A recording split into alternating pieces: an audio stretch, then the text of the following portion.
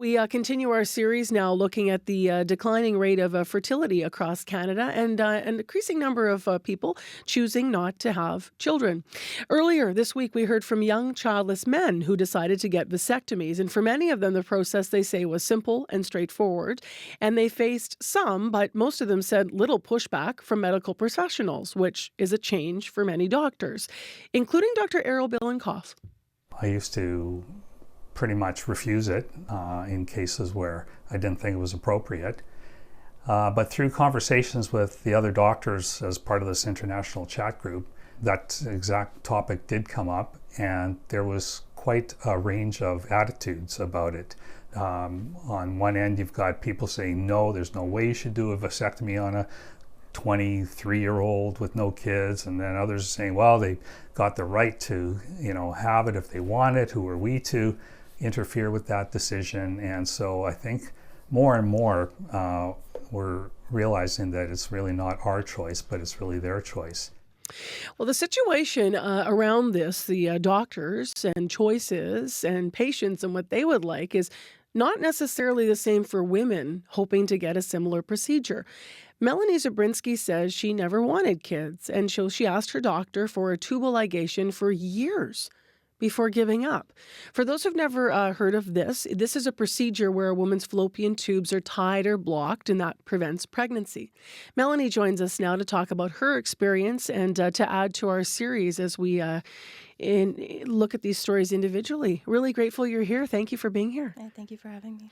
So you asked your doctor about getting a tubal ligation first when? How old were you, and what was the conversation like? The first time I asked, I was 22. And there really wasn't much of a conversation that time. It was kind of laughed off. He actually laughed and then moved on. He thought I was joking. And then it took a few more times of asking to get different responses, all no, but just in different ways. So laughed at you how? Laughed and said, no, you don't want this? Or laughed with no explanation, leaving you feeling, what did you feel like in that moment? Yeah, it was kind of just a dismissive laugh. He didn't say anything. He just kind of chuckled to himself and then went on his way with what was next. And I don't know, I kind of figured maybe the first time it was a bit of a misunderstanding. He didn't really think I was serious or didn't understand what I had said. So you asked again, I alluded to this. Is that right? For 5 years you kept asking? Yeah, I kept trying until I was about 26, and then I kind of just gave up. So what was the response along the way? Was there just continued laughter, or what were the conversations like as you kept asking then? So it was always the basic point he always came to was, I don't know what I actually want. I was told I was too young and I will change my mind one day. I was told that I have to be at least 30 and already have kids. I was told, well, what about someday when your future husband wants kids? And that one hit me pretty hard. Why? It just felt because I was single at the time, and it felt like someone from my future, a man who I have never met before, still had more power over my body and my decisions than I did right then and there. And with my wants, if I was with somebody who did want kids, then they would not be my future husband. Because you didn't want kids? Yeah. Were you able to, not that I'm putting this on you, but I'm curious, were you able to articulate any of this in those moments with the doctor? Oh, no. No, I was still trying to understand how it was making me feel, and it was just also dismissive that it was it wouldn't matter if I said how I was feeling. My feelings weren't the point. Yeah. You had obviously also a patient-doctor power imbalance there, and then you were saying this as a male doctor and you were a younger woman. So yes. Who did you talk to about this after? Did you leave for all those years trying to have this conversation with your medical professional and not feel heard? I'm just curious. Did you then go back and get mad or try to express your feelings somewhere or try to make sense of this? It took me a while of sitting with it to fully understand the depth of what was happening. And I actually found support in like online groups on Facebook and talking with other women who have experienced the same things. During our series, you should know that people wrote in, and we'll be grateful to hear your interview this morning because other women wrote in actually saying, please talk about this.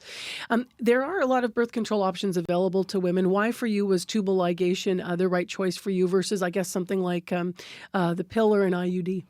So with the pill, with anything hormonal, there are a lot of side effects for me personally, and I know for a lot of other people, that just it's not a feasible option.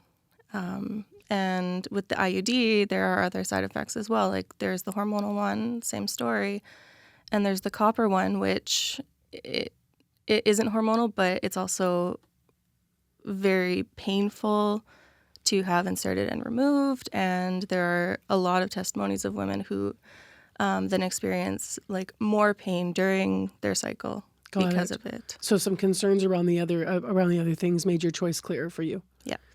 Your fiance actually was on the air as part of our series this week talking about getting a vasectomy. Now, I'm raising this because I wonder how you felt when you heard, he wasn't getting the same pushback that you've just described when he went to ask for that procedure. At that point, it's been so long, and I've spoken with so many people. I wasn't surprised. I'm happy he was able to, because that just makes both of our lives better. But it's still just really sad, the difference in the imbalance in who's asking for what. Were you treated any differently by other medical professionals along the way? Because obviously you asked this doctor to begin with over and over, and then you said just dropped it. Mm-hmm. But did you go somewhere else and have a different response ever, or maybe the same response? No, I didn't get a new doctor until just a couple of years ago. Okay. And it wasn't long after that Daniel got his procedure done, so it became a non-issue for you. Yeah. We did ask the province about women getting pushback from their healthcare provider when requesting a tubal ligation. So the province told us, quote, the physician would determine whether or not to perform the procedure based on their medical assessment, end quotes. What are your initial thoughts when you hear that against what happened to you? I think that's very well and good on paper, but I don't think that's what happens. I think there's a lot of personal bias that comes into play as well. I mean, if that was just, and that's very open to interpretation as well. Interpretation how? Like based on the medical. The term medical assessment. Medical assessment, yeah. I feel like, I don't know, like what does that cover? Would you have been open to like what part of the conversation went too far for you? It's pretty obvious in your case, being like, somebody laughed you out of the room and was saying, they're telling you what decision's best for you, really literally. But the conversation around the decision, would that have been something welcome to you? If there was a benefit to it, yes. But this obviously had no benefit. Yeah. What would you say to someone who is listening that may be considering or wants to get a tubal ligation, but is, or wants to get one rather, but is right now facing pushback from medical professionals? I wonder. Be stubborn.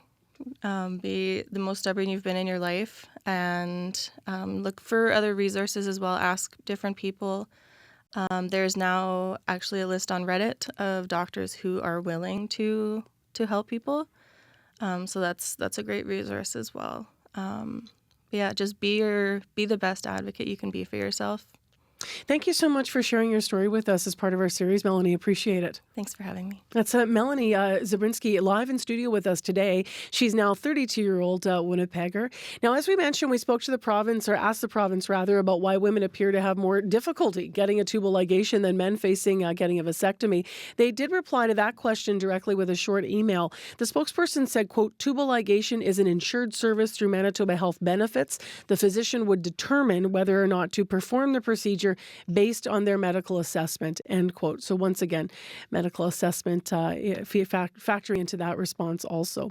If you want to weigh in on our series, by the way, we continue to look for stories as we build the series out. You can call us at 788-3205.